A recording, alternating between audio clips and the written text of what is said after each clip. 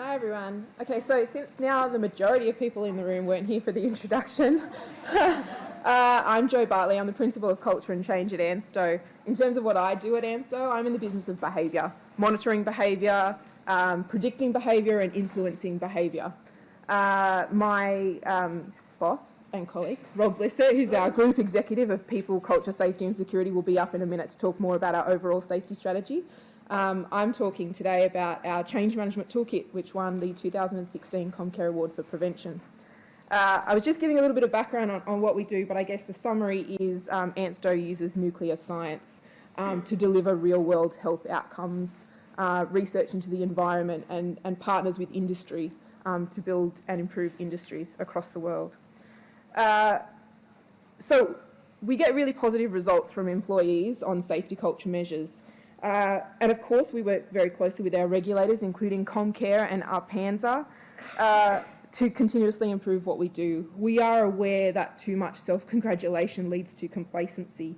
And so what we decided to do was look deep into that brutally honest feedback that employees were giving us in some other areas of our business, to look at what we could be really doing to improve safety at ANSTO. And I'll take you a deep dive into some of that right now. And I couldn't resist the pun. This is our Opal Reactor pool, where we'll take our little dive. Speaking of our Reactor pool, it's probably a good plug that ANSTO has just released a virtual reality app. You can virtually dive into our Reactor pool, become a neutron, and choose your own neutron adventure. You can decide to be used for nuclear science and research in industry. You can choose to irradiate silicon and become a superconductive chip in a smart device. Or you can choose to become a radiopharmaceutical and be used in one of 10,000 patient doses a week that we manufacture at ANSTO that are used to diagnose and treat serious illness around Australia and the world. So that is available on Apple and Android versions in your appropriate app store. But I'll get back to the matter at hand. So staff are not backwards about coming forwards about what they think we don't do well. And one of the things that they mentioned to us was that change. We didn't do change well. 92% of our staff felt strongly that we managed safety well, and only 26% of staff thought we managed change well. And in some areas of our business, that figure was as low as 16%. And at that time, Rob Blissett sat down our people and safety leadership team, and he spoke about the serious disconnect between these two figures. For an organisation that deals with radiation, an invisible safety hazard on a regular basis, and we do so with quite a lot of rigour, we just didn't connect the dots that managing change is a safety process. That how could we honestly be managing safety well if we weren't controlling the invisible psychological risks around managing change? And it was at that point that we realised how deep the blind spot was and the real task that we had in front of us. The World Health Organization identifies organisational change as a psychological risk, which unregulated leads to poor health outcomes, both psychologically and physically. The research is clear on this. Negative health impacts ranging from cardiovascular disease through to metabolic syndromes, depression, anxiety, burnout, smoking, poor diet, obesity, alcohol consumption, diabetes. So what we did was we entered into a cooperative compliance program with Comcare, so we were properly accountable for lifting the bar. We had a couple of key challenges, and what we did was look to our safety processes, a risk-based safety approach with a hierarchy of controls, and wondered whether we could apply that same approach to change management. And as we assembled the team, we realised one of our other key challenges was that we were about to ask managers to do a lot more work, and what we wanted them to do was thank us for it. And that was our design philosophy. So I guess the real difference between having a regulator issue you with a compliance order in which you raise your operations to meet a minimum standard and entering into a cooperative compliance program is that what we were doing was aiming to reach higher. We were aiming to set a standard on this and develop something novel and new, not just meet a minimum standard and make them go away. And it's through that partnership that we've been really able to provide some great achievements and success. But I'm not going to lie, this brief was daunting. Design something practical which controls psychosocial risk in periods of change and is scalable, which was one of the other key elements that we wanted to do. So what was our design approach? We first assembled a multidisciplinary team. And when I talk about multidisciplinary team, I'm not talking about people who look at different aspects of safety, although we did have people who looked at different aspects of safety on the team. But we also had HR people, safety people, unions, lawyers, managers from across the business, and our nurses and return to work coordinators. And what we did was took a deep dive backwards to look forward. We opened up the history books and looked at every time where it had gone wrong and thought about what we could have done differently to stop that from happening. Our approach of reverse engineering solutions continued on to looking at Comcare's self-assessment tool. I'm not sure how many of you are familiar with this. It's a self-assessment tool put out by Comcare, managing your employees through times of change. We looked at how you would get a green light, reverse engineering every green light on that document and stopping ourselves from getting every red light on that document. What would you have to do as a standard part of your approach to change? And then we borrowed from other organisations, from universities, from industry partners, from maybe some of you in the room. And what we ended up was a list of hundreds of ideas and actions. And then we sorted them out through our friends in engineering. We looked at their change management processes, and they had design, implementation and post-implementation, but we realised we needed a pre-design. There were some things you needed to think about in order to protect employees' experience of change when you were just thinking about the process of changing. So we also have a pre-designed process. And we organised all of our thoughts and actions into those phases of change and developed a checklist. These are all the actions that we thought you should be doing in those areas at the top, all of the key communications that we thought managers should be doing across the bottom, and we, in the middle, started to develop tools to make that job easier. The checklist approach, in addition to being simple to use, ensures that key groups are consulted with in every stage of the process, that we're not missing groups like HSRs at key points of the consultation process, that we're rolling in our enterprise agreement obligations to talk with unions at key points in decision-making processes. As a project leader, it's really easy to get swept up in the mechanics of change, especially if you're in a large organisation. The toolkit is designed to make managers stop and think about the experience of change rather than the mechanics, how the process feels to the employee, what the behaviour, the desired behaviour change is that underpins that system change or product change. Taking this approach integrates the employee experience into every stage of the change management project.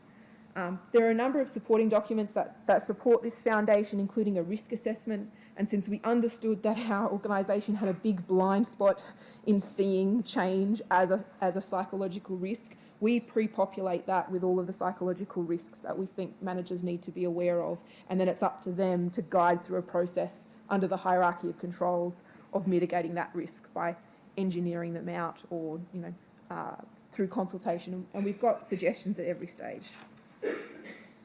Scalable was our next challenge. Different change processes require different levels of rigour. So we have developed a scalable tool, all require the risk assessment and the change checklist, but then we developed a suite of other tools so that it could be used. There was a single source of information that could be used, whether you were moving a couple of people to a new office space or reorganising the entire sections of the organisation.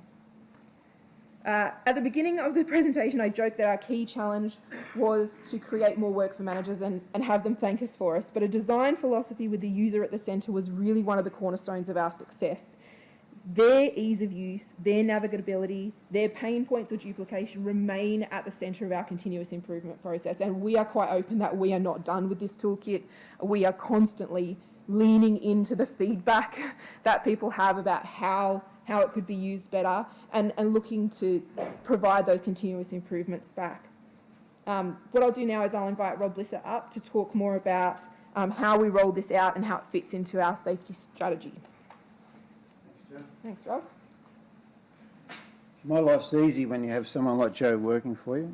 So she's the brains, right? And I'm not the beauty, right? So I do think that what Jo's talking about has been a journey for us, and we made some terrible mistakes along the way. If If you ask Comcare, they'll gladly tell you what they were. One of them was assuming that that change is not a safety issue. So we assumed that it was separate to that. We assumed that change management definitely was separate to safety, and we quickly learnt that. And it was Comcare, I joined NSO in 2011, and so my journey was baptism of fire for the first few years. But Comcare, they gave a lot of guidance around, as Joe said, the cooperative compliance program, but even outside of that. They weren't prescriptive. They gave a gentle nudge from time to time and gave us some insights into why change was a safety risk. And I guess along the way, I started to build a capability in my team. So for any of you that don't have the luxury of having safety, security, HR and radiation protection, I don't think you'd have the last one, but if you had the other three together, making sure that they were integrated first up is critical. So what I mean by that is that independently they're all subject matter experts, but when you bring them together there's something different. They do share their experiences and it's invaluable experience. You need to learn that early, and I definitely did. So building on that capability was really trying to get them to work together and to see the synergies of working together. And that led us to the changes that Joe's talking about.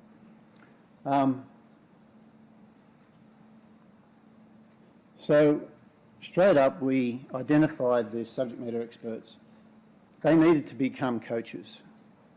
Originally, in the HR space, which we originally called it HR, now call it people, culture, safety and security.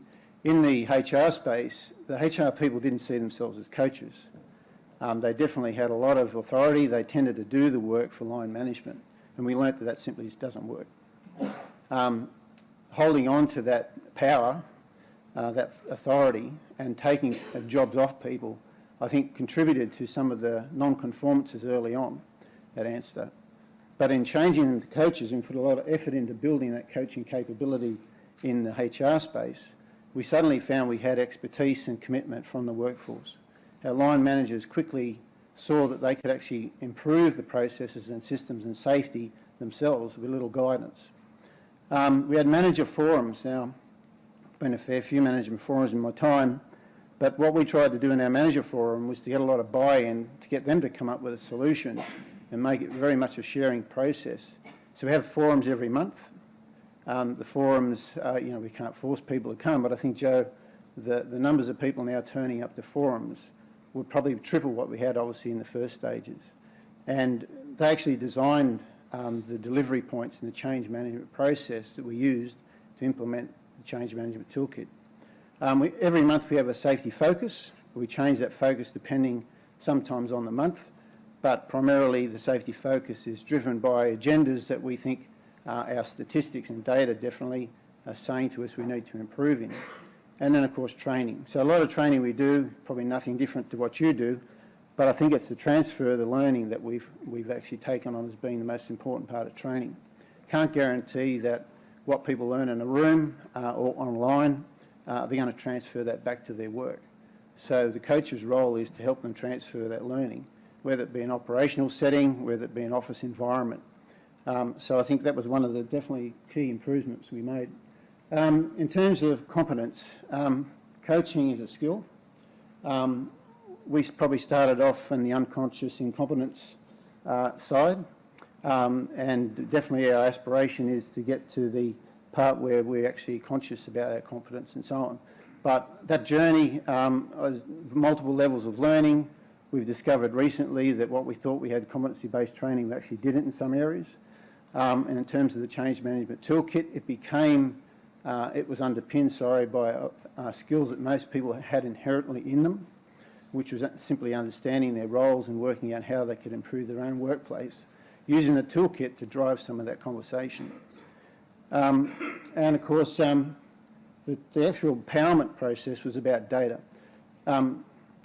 Joe heads up a very small team, but we do crowd people in there from time to time and use that workspace for people to share thought. It's a safe space, and we found that having those safe spaces in the learning environment is critical. Definitely get people understanding data, not being scared of it. I'm definitely not a data-driven person. I think Joe calls me an ideas man. but we have many wonderful data analysts in our environment. Nuclear tends to attract the best and brightest in different fields of work, so we're never short of data. And I guess the tools we put in place, as you can see, and we're happy to share that toolkit with you, it's pretty simple, but the thinking behind it has got a lot of data. It actually generates reports to the CEO. So my boss, A. Patterson, has a monthly safety review with myself and our analyst in safety. And in that review, all he's focused on is improvement. He's focused on behaviour. He wants to understand how the behaviour is driving certain outcomes, what behaviours are negative, unproductive and unsafe. And that's a very short meeting, but the data definitely drives his agenda. And obviously reflective learning. It's very difficult in this time where we're struggling for resources to give people space to think. So the way we have built this into the change management process is encouraging people to take time out with their respective teams. There is time in most days when you can have at least 10 minutes with a group, and I guess in military terms you do have briefings on a regular basis in an operational setting. We do too. We've got a long way to go with that briefing technique, but having that briefing take place in a small group setting is a very powerful tool in itself. Expectations are set, feedback is robust, and once again data sits behind you while you're doing it. And we found that to be a very important environment for us to work in. So just in closing, what Joe's describing to you has been on simmer for a long time until we really understood the changes that we need to make in our organisation to drive change, and see change definitely as a safety issue if it's poorly managed. And over that journey, we've definitely changed the way we look in my division. So I have 90 people in that division. Only a small number of those people, I guess, are doing the coaching. But they're very effective at it. They definitely use data to draw their attention, to focus their coaching, identify hotspots. The journey we're on at the moment is never ending. Joe is pushing for a data scientist to join the team. We're never going to get to the machine learning part, but maybe we will, not in my lifetime in our division, but we definitely are looking for a data scientist, so put your hand up if you're keen for a chat. I'm always on the recruitment drive, but a data scientist is going to take it to the next level. True. The data scientist will enable us to take it to another level, because at the moment we do find it hard to connect data that doesn't live together at the moment. So finding trends in other aspects of our work, for those of you who are into research, we simply can't do that in the group that we have, but a data scientist is going to give us some connectivity to other aspects that we definitely need to get our heads around. So the human side, the human factors involved in our change journey, definitely through this toolkit, has opened up a lot of other avenues for us to think about. I want to thank Comcare while I'm here for obviously giving us a chance to talk about it. We're proud of our work. And we do, from time to time, bring people into ANSTO to join our team on secondment. So that's another hint. And it tends, and I think it's fair to say that it's not, I wouldn't call it cheap labour, but it really works well for us. So thanks for your time.